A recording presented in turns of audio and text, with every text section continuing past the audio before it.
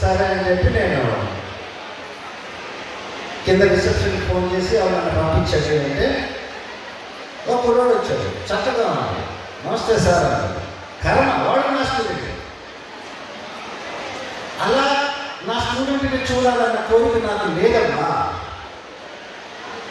పోనీ చదువుకుంటూ part time చేసుకుంటుంటే నిజంగా ఐ ఫీల్ ప్రౌడ్. వాడు చదువు అయిపోయి 3 ఏళ్ళు అయింది, సబ్జెక్ట్ ఇంకా కాదా ఈ జీవితంలో అవడం. నాకు అలాంటి ప్లేసెస్లో నా స్టూడెంట్స్ని చూస్తే చాలా బాగా ఇందుకా మేము గుర్తు తెచ్చుకొని పాఠం చెప్పింది. ఈ పని చేయడానికి మీరు కాలేజీకి రావడం జరిగి స్టాఫ్ మీకు లెసన్స్ చెప్పడం ఎందుకు, మేడం గారు మంచి చెడు చెప్పడం జరిగింది. అదే బ్యాంక్కి వెళ్ళాం, పెద్ద క్యూ ఉంది. ఆ క్యూకి ఎవరు ఎందుకు వస్తున్నాడు, ఈవెంట్లో ఇంట్లో వెళ్ళే క్యూకి ఇట్లా వస్తున్నాడు అంటే, నమస్తే సార్ నేను మీ స్టూడెంట్ని, రండి మీ పని చేసి పెడతా. ప్రతి బ్యాంక్లో మా స్టూడెంట్స్ ఉన్నారు. ఒంగోలులో ప్రతి బ్యాంక్లో ఉన్నారు. Private banks, government banks, everywhere. హాస్పిటల్స్లో వర్క్ చేస్తున్నారు ఈ బీజెడ్సీ చేసిన పిల్లలు. ఎక్కడికి పోయినా మంచి పొజిషన్లో కనిపిస్తే చాలా గర్వంగా ఉంటుంది.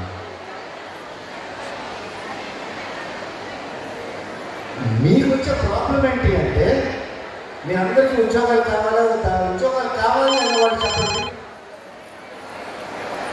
పెళ్లి కావాలి కాదా, అందరూ అమ్మాయిలే అవుతారు. అబ్బాయిలు ఉద్యోగాలు వద్దా?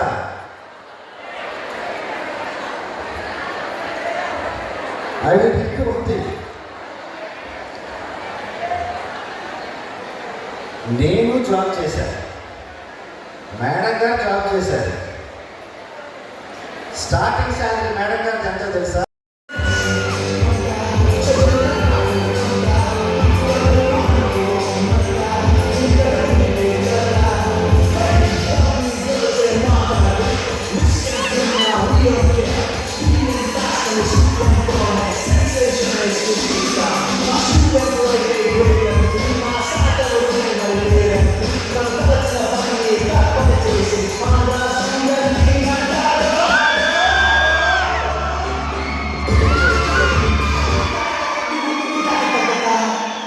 With other students, they are done with this.